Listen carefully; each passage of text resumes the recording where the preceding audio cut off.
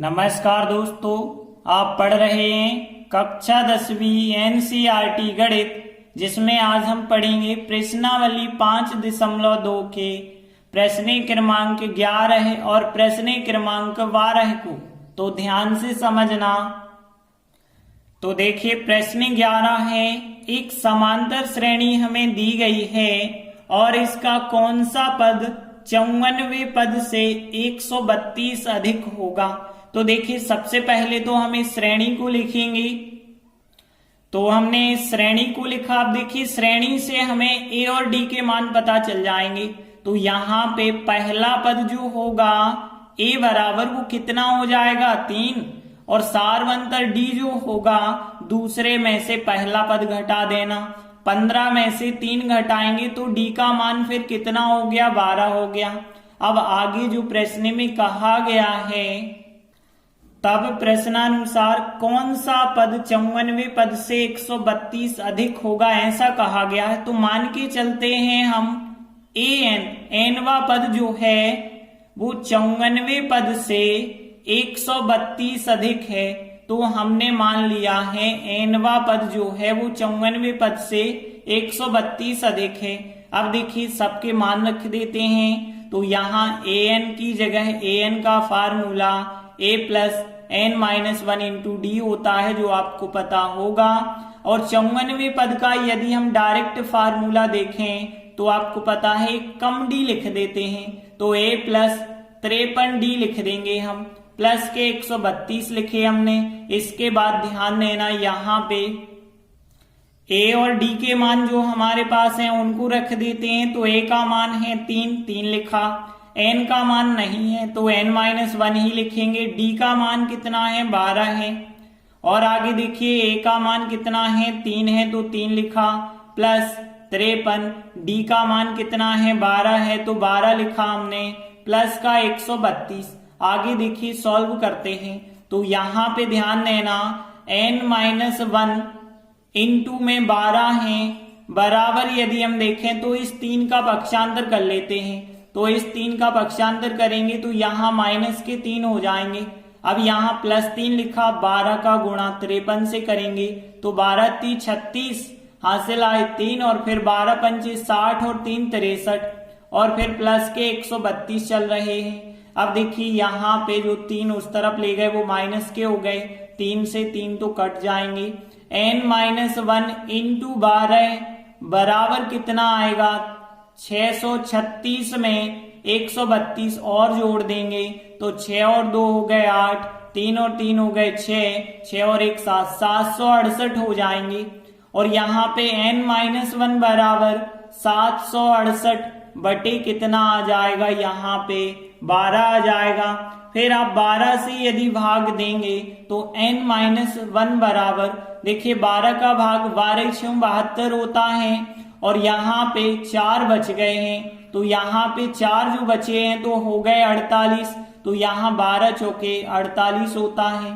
तो n minus 1 बराबर 64 आ गया। n बराबर 64 प्लस 1 मतलब कितना हो जाएगा, n का मान 65 हो जाएगा।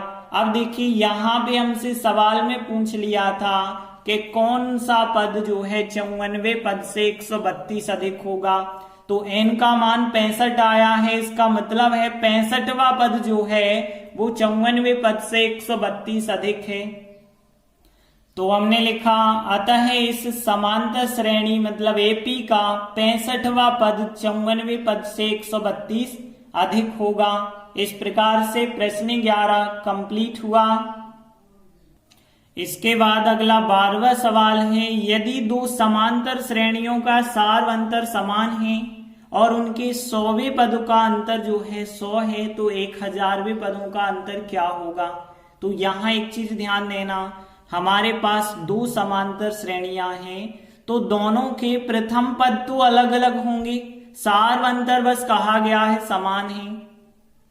तो हम मान के चल रहे हैं कि जो पहली समांतर श्रेणी है उसका प्रथम पद स्मॉल a तथा सारवंतर d है। अब देखिए, पहली श्रेणी तो मान ली, और जो दूसरी एपी होगी, दूसरी समांतर श्रेणी होगी, ध्यान देना उसका सारवंतर समान है तो डी का डी ही सारवंतर रहेगा, लेकिन प्रथम पद तो समान नहीं कहा गया है तो प्रथम पद आपको कुछ और लेना पड़ेगा। तो हम दूसरी समांतर श्रेणी का प्रथम पद कैपिटल ए लेके चलते हैं। पहली श्रेणी का स्मॉल ए लिया है, दूसरी श्रेणी का प्रथम पद कैपिटल ए, और इन दोनों का सारवंतर डी जो है वो समान कहा गया है तो दोनों जगह हमने डी लिखा। अब आगे देखिए, प्रश्न में कहा गया है इनके 100वें पदों का अंतर 100 है। तब प्रश्नानुसार देखिए 100वां पद, पहली श्रेणी का 100वां पद यदि हम स्मॉल ए 100 लिखें और दूसरी श्रेणी के 100वें पद को हम कैपिटल ए 100 लिखें, दोनों का जो अंतर है वो कितने के बराबर है, यहाँ 100 के बराबर दिया गया है, यही चीज हमें दी गई है। और फिर बाद में 1000वें पद का अंतर हमें निकालना है, तो पहले हमने यहाँ पे यही बात लिखी कि 100वें पद का अंतर 100 है। अब देखिए 100वें पद का फार्मूला क्या होगा, a प्लस 99d होगा, यहाँ पे हो जाएगा, माइनस चिन्ह हमने लगाया। फिर यहाँ भी तो 100वां पद है, यहाँ भी बिल्कुल यही फार्मूला a प्लस 99d, लेकिन यहाँ ध्यान रखना ये है दूसरी श्रेणी, और दूसरी श्रेणी का पहला पद जो a है वो कैपिटल A लिखना होगा आपको। और फिर 99, अब सारवंतर तो d है तो d ही हम लिखेंगे बराबर 100। यहाँ ध्यान रखना अच्छे से, ये है पहली श्रेणी, तो पहली समांतर श्रेणी में a और d है, स्मॉल a और d लिखना है, और दूसरी श्रेणी में कैपिटल A और D लेना है आपको।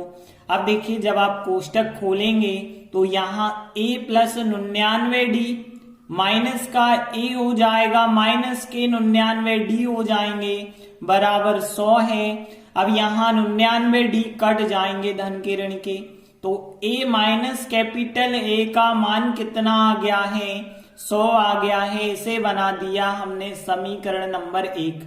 अब देखिए आगे जो चीजें हमें ज्ञात करनी है हम उसके बारे में देखते हैं।